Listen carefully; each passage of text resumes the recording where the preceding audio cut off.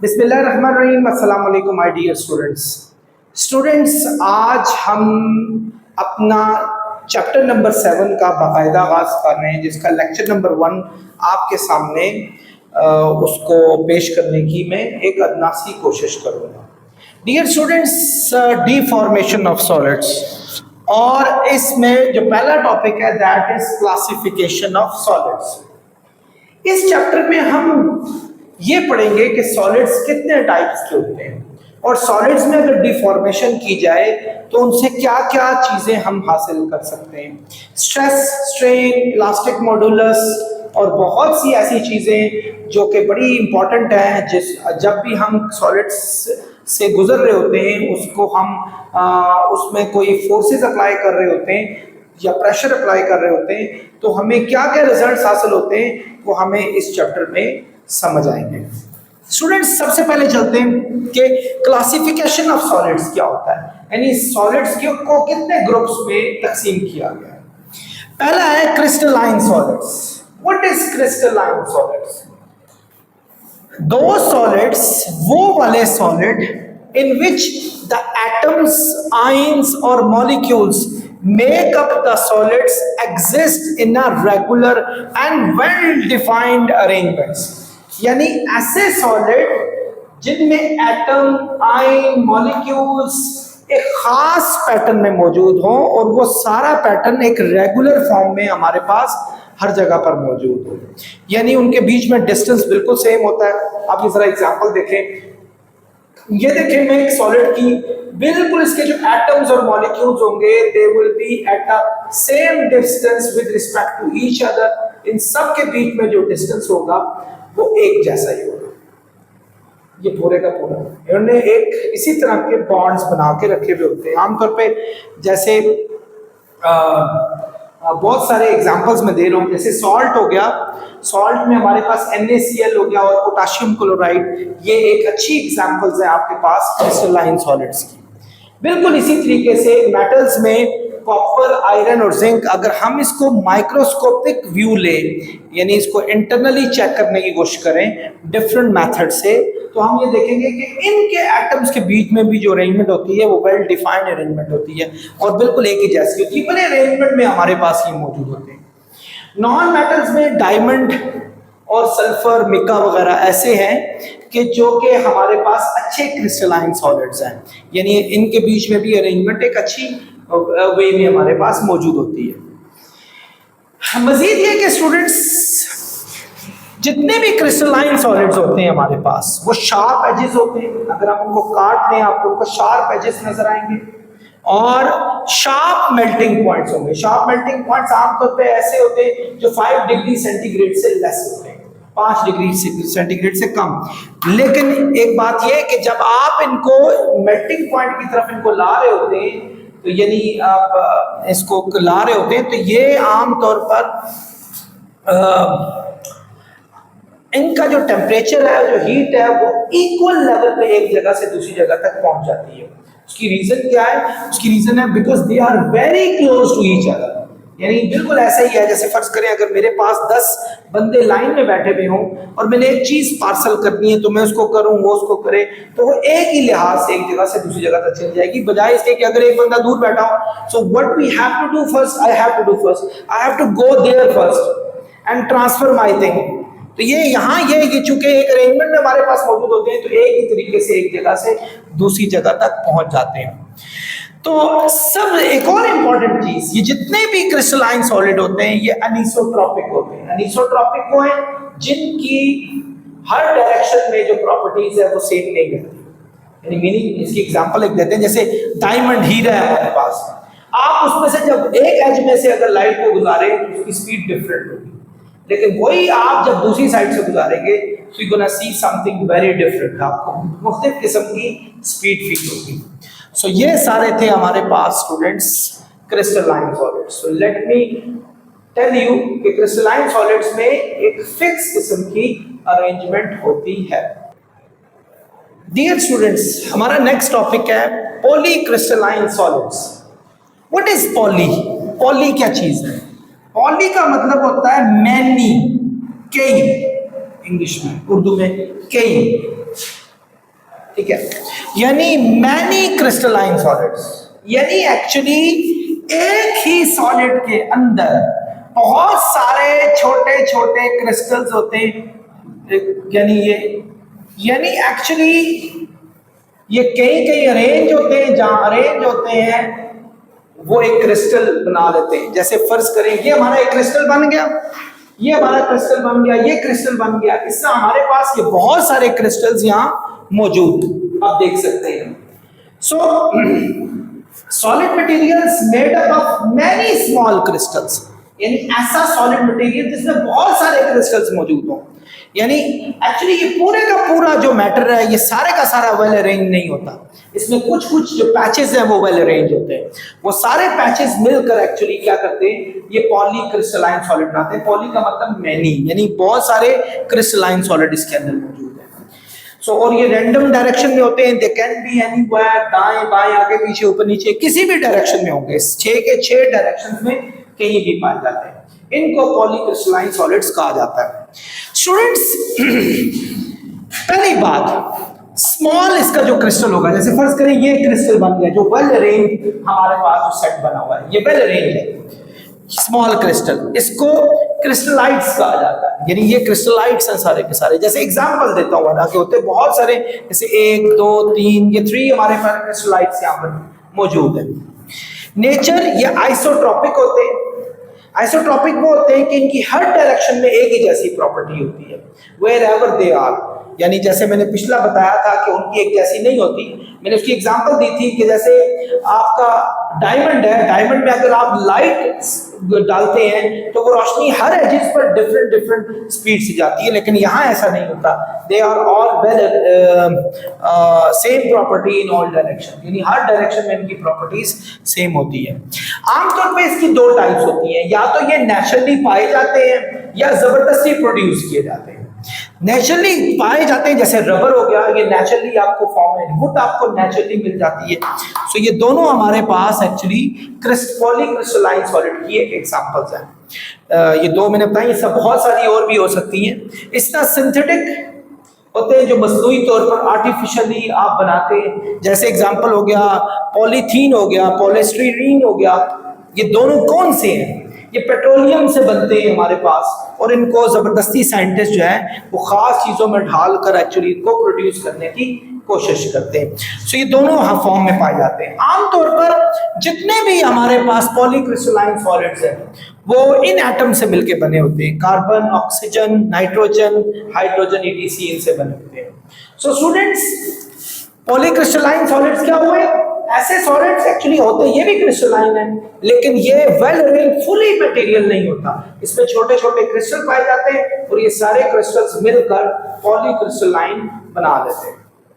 Dear students, एक चीज मैं भूल गया था, एक्चुअली मैं इसको मिटा भी चुका हूँ। मेरे पीछे से एक स्टूडेंट ने कहा कि सर आप ये आपने नहीं बताया, इसके आमतौर पे ग्रेन साइज जो इनके जो बीच में पार्टिकल्स होते हैं उनका साइज नॉर्मली 100 नैनोमीटर से लेकर 1000 नैनोमीटर तक होता है। तो चलते हैं स्टूडेंट नेक्स्ट टॉपिक पर। डियर स्टूडेंट्स, थर्ड टाइप है हमारी एमॉर्फस सॉलिड। एमॉर्फस जिसका मतलब ही ये है कि विदाउट एनी शेप, यानी इसकी कोई खास शक्ल नहीं होती। जैसे शीशा, ग्लास, ये एक्चुअली थोड़े लिक्विड के करीब करीब फील होते हैं। Solids whose constituent particles are arranged in random manner, जिस तरह आपके क्रिस्टलाइन स्ट्रक्चर एक अच्छे ऑर्डर में मौजूद थे, पॉलीक्रिस्टल में भी छोटे छोटे क्रिस्टलाइट्स थे, वो एक अच्छे अरेंज में हमारे पास मौजूद थे, लेकिन overall they were not arranged well. लेकिन इसमें तकरीबन सारे पार्टिकल आपके अरेंज नहीं होते, तो इनको एमॉर्फस सॉलिड कहा जाता है। आप देखें बिल्कुल ऐसे है जैसे आपका ये एक सॉलिड, ये ऐसे, कोई ऐसे, ऐसे, यानी दे आर नॉट अरेंज। ठीक है, ये अरेंज नहीं होते, इनको एमॉर्फस सॉलिड्स कहा जाता है। एमॉर्फस सॉलिड्स को ग्लासी सॉलिड भी कहते हैं। आमतौर पे शीशा आपने देखा होगा, आप उसको हीट अप देके बिल्कुल एक पेस्ट भी बना सकते हैं, ऐसा लगता है जैसे वो लिक्विड के बिल्कुल करीब करीब है, एक पेस्ट बन जाएगा आमतौर पर। आमतौर पे इनको फ्रोजन लिक्विड कहा है कि जैसे बर्फ आपने देखी हुई है ना, बर्फ आपने एक्चुअली वाटर को जो है वो सॉलिड में चेंज करने की कोशिश की है। समटाइम ऐसा फील होता है कि ये एक्चुअली ये लिक्विड ही है जिसको फ्रीज करके रखा गया है। अच्छा, इनकी एक खास फिक्स शेप होती है। दूसरा, ऑलरेडी मैं बता चुका हूं कि अमॉर्फस सॉलिड का मतलब होता है कि विदाउट फॉर्म, जिनकी कोई शक्ल ना हो, खास शक्ल नहीं होती। आप खुद देखें, जैसे ग्लास हो गया, आप इसको जब गर्म करेंगे आप उसको मोल्ड करके कोई भी शक्ल दे सकते हैं। So they can be arrange in any shape actually. अच्छा, एग्जाम्पल इसकी बेरिलियम फ्लोराइड एग्जाम्पल है। इवन ग्लास एक बहुत बड़ी एग्जाम्पल है हमारे पास। खुद आमतौर पे देखा गया था, एक लेटेस्ट टेक्नोलॉजी थी जिसको इलेक्ट्रॉन टोमोग्राफी कहा जाता है, उससे ये देखा गया था बेरिलियम फ्लोराइड को कि आमतौर पे 85% जो इसके एटम होते हैं वो बिल्कुल डिसऑर्डर्ड होते हैं, यानी वो किसी भी ऑर्डर में मौजूद नहीं होते। आमतौर पर डिसऑर्डर किस में पाया जाता है? आप लोगों ने हमेशा लिक्विड के बारे में सोचा हुआ कि लिक्विड के जो एटम होते हैं they are always in disordered position. So इसमें भी आमतौर पे 85% जो मॉलिक्यूल्स और एटम्स हैं वो डिसऑर्डर्ड पोजीशन में होते हैं। तो बहरहाल इसकी बहुत सारी वास्ट एप्लीकेशन है। आप खुद देखें, आपको शीशों की हर जगह पे जरूरत पड़ती है। आप उनको मोल्ड करके, उनको पिघला कर, किसी भी शक्ल में ढाल कर आप कहीं भी कोई भी काम कर सकते हैं। इंडस्ट्रीज में इसकी बड़ी अफादियत है। इस बिल्डिंग मटेरियल्स में आप इनको यूज कर सकते हैं।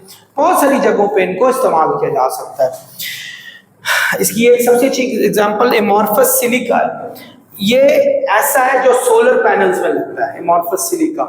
इसको खास शक्ल देकर एक्चुअली क्या किया जाता है कि सूरज की जो रोशनी इस पर गिरती है वो इलेक्ट्रिसिटी में उसको चेंज कराया जाता है। तो इसका एक बहुत वास्ट एप्लीकेशन है। तो स्टूडेंट्स, आपने क्या समझा कि amorphous solids actually they are those solids which are not arrange, जो कि अरेंज नहीं है। They can be in any shape, किसी भी शक्ल में हो सकते हैं। So this is what the thing is. I hope you got it. Dear students, चलते हैं अपने नेक्स्ट टॉपिक पे, that is unit cell and crystal lattice. Students, दो भाई आए थे, दोनों को ब्रैग्स ब्रदर कहा जाता है। इन लोगों ने बड़े महान किस्म के साइंटिस्ट थे, ठीक है। इन्होंने एक चीज जो है वो दरियाफ्त की थी। इन्होंने कहा था कि ऐसा स्ट्रक्चर जो कि क्रिस्टल स्ट्रक्चर हो, जो कि वेल अरेंज स्ट्रक्चर हो।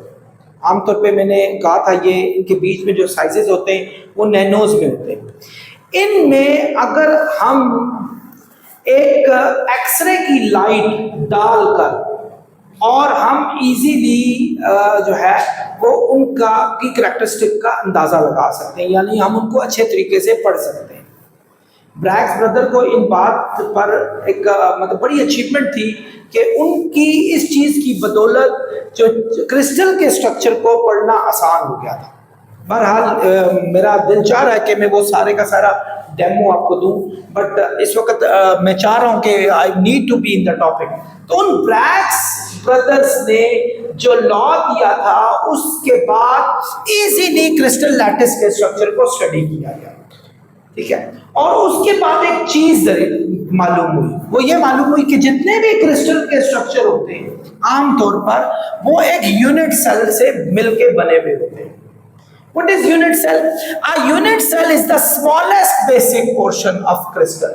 एक क्रिस्टल का सबसे छोटा बेसिक पोर्शन, सबसे छोटा basic portion, which repeatedly stack together in 3 dimensions to make entire crystal, जो कि एक दूसरे के साथ जुड़ा हुआ होता है और जुड़कर वो क्या कर लेता है, एक बड़ा स्ट्रक्चर बना लेता है। Before I explain all these things, आप कभी अंदाजा लगाएं, कभी सोचा ये दीवारें कैसे बनती हैं? इनके लिए ईंटों को एक ईंट दूसरी ईंट तीसरी ईंट को जोड़ के बनाया जाता है। बिल्कुल क्रिस्टल लैटिस भी इसी चीज का एक डेमो है। क्रिस्टल लैटिस में आमतौर पर 3 डायमेंशंस में हमारे पास 3 डायमेंशंस में हमारे पास सारे एटम स्टैक हुए होते हैं। ये एक हो गया। इसके साथ अगर आपका और भी कोई जुड़ा हुआ हो सकता है, ये इसके साथ एक और जुड़ गया हमारे पास, इसके साथ आप और भी जोड़ सकते हैं। आप स्टूडेंट्स, मेरी डायग्राम हमेशा से बुरी रही है तो आप देखते जाएं, इसके साथ और भी जोड़ा जा सकता है। यानी ये 3 डायमेंशंस में चलते जाते हैं हमारे पास, 3 डायमेंशंस में, और ये जुड़ते जुड़ते जुड़ते एक पूरा क्रिस्टल लैटिस का स्ट्रक्चर क्रिएट कर लेते हैं सारा का सारा। तो इसके इस एक पोर्शन को ये जो हमारा एक पोर्शन है जो 3 डायमेंशंस में मौजूद है, इसको एक यूनिट सेल कहा जाता है।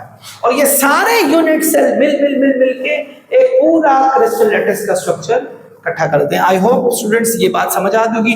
मैं इसको मजीद एक्सप्लेन करता हूं।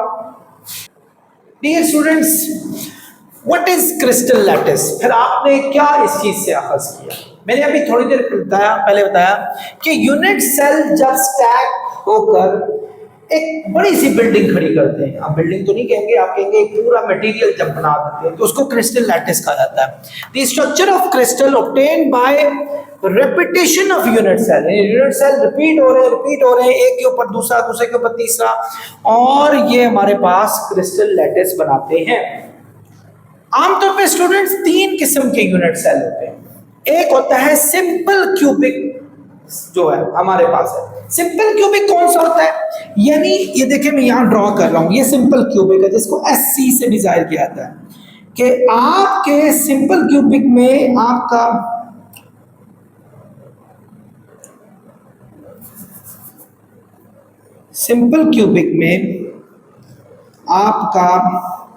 इसकी 8 कॉर्नर्स होते हैं, 8 कॉर्नर, हर कॉर्नर पर एक एक आपका पार्टिकल मौजूद होता है। ये देखें, ये हर जगह पर 2 2 2 और ये 2, हमारे पास 8 पार्टिकल्स पूरे होते हैं। इनको सिंपल क्यूबिक कहा जाता है। अच्छा, दूसरी टाइप है बॉडी सेंटर्ड क्यूबिक, BCC। ये कौन से होते हैं? इनमें आमतौर पर इसी तरह का क्यूबिक मटेरियल होता है और 8 पार्टिकल आपके मौजूद होते हैं, और ये 8 पार्टिकल के बीच में, दरमियान में, सेंटर में एक हमारे पास जो है एक और पार्टिकल मौजूद होता है। ये हमारे पास, इसको बॉडी सेंटर्ड, यानी सेंटर की वजह से बॉडी सेंटर्ड बताया गया। एक है फेस सेंटर्ड। फेस कहते हैं चेहरे को, यानी देखो कोई भी क्यूब होता है उसके 6 चेहरे होते हैं, 6। एक आपकी तरफ वाला, एक ऊपर वाला, यानी एक दाएं, एक बाएं, एक आगे, एक पीछे, एक ऊपर नीचे, ये 6 हमारे पास होते हैं। आप जैसे इसकी किसी बुक की, जैसे ये एक डस्टर है, ये इसकी एग्जांपल दे दें। ये देखिए, एक ये हो गया, 1 2 3 4 5, आई होप मैंने ये नहीं बोला था 6, ये 6 हमारे पास जो है ये इसके फेसेस हैं। जो हमारे पास बॉडी सेंटर्ड होता है जिसको BCC कहा जाता है, वो तो ये इसके मिड में एक हमारे पास पार्टिकल होता है, जबकि फेस सेंटर्ड में इसी तरीके से क्रिस्टल लैटिस के मेथड से ही हमारे पास ये मौजूद होता है। 1 2 3 4 5 6 7 8, और इसके हर फेस में एक पार्टिकल होता है। इसका फ्रंट फेस में एक पार्टिकल होगा, एक इसके बैक फेस में एक पार्टिकल होगा, एक डाउन फेस में होगा, एक अप में, एक राइट में, एक लेफ्ट में, हर फेस में एक एक पार्टिकल होगा। तो ऐसे को कहा जाता है फेस सेंटर्ड क्यूबिक पार्टिकल्स जो हमारे पास मौजूद हैं। तो स्टूडेंट्स, ये हमारे पास एक छोटा सा जायजा था। आपके पास जब भी कोई क्रिस्टल लैटिस बनता है तो उसमें हमारे पास आई टोल्ड यू इनफैक्ट कि मैंने बताया था कि इनको स्टैक अप करके आप आराम से जो है वो एक क्रिस्टल लैटिस बना सकते हैं। और इनमें एक्चुअली चूंकि ये 3 डायमेंशनल होते हैं, ये 3 डायमेंशनल, तो ये एक दूसरे के साथ, जैसे ये अल्फा एंगल बनाएगा, ये दूसरे के साथ बीटा बनाएगा, एक ऊपर के साथ बनाएगा, एक फ्रंट, और एक अपने y एक्सिस, अपने z एक्सिस की तरफ बनाएगा, उसको गैमा का नाम देंगे, यानी एक गैमा का नाम देंगे। ये 3 एंगल्स हमारे पास आमतौर पे बनाते हैं, इनके एंगल्स को अल्फा बीटा गैमा से डिनोट किया जाता है। तो स्टूडेंट, ये इसका एक छोटा सा जायजा था यूनिट सेल का और क्रिस्टल लैटिस का। आई होप आप लोगों को समझ आई होगी। डियर स्टूडेंट्स, इन तमाम सॉलिड्स की हमारी बहुत सारी प्रैक्टिकल एग्जांपल्स हैं। जैसे एग्जांपल क्रिस्टल, मैं वैसे ऑलरेडी बता चुका हूं, लेकिन चलें दोबारा जायजा लेते हैं। क्रिस्टलाइन सॉलिड्स में डायमंड, जिससे ज्वेलरी बनती है, और एक काफ़ी ये एक्सपेंसिव आपका ये जो है मटेरियल है। इसका क्वार्ट्ज हो गया, घड़ियों के सामान बनते हैं, तो ये तमाम उन चीज़ों में यूज़ होता है। तो देखें, क्रिस्टलाइन सॉलिड्स की और भी बहुत सारी हमारे पास जो है ना अपनी लाइफ में यूजेस हैं। इस तरह अमॉर्फस सॉलिड हो गए, ग्लास, आपकी जितनी इंडस्ट्री, आपकी जो बिल्डिंग और इन तमाम चीज़ों से वाबस्ता है, आपने देखा होगा ग्लास का यूज बड़े मैसिवली हो रहा है। इस तरह रबर हो गया, रबर का इस्तेमाल हर जगह पे होता है। आपके शूज मेकिंग में रबर यूज होता है, डिफरेंट चीजों में रबर यूज होता है। आपकी इंडस्ट्री भरी पड़ी है रबर के यूजेस से। बिल्कुल इसी तरीके से पॉलीक्रिस्टलाइन क्रिस्टलाइन सॉलिड्स में रॉक, आइस, ईटीसी इनके इस्तेमाल।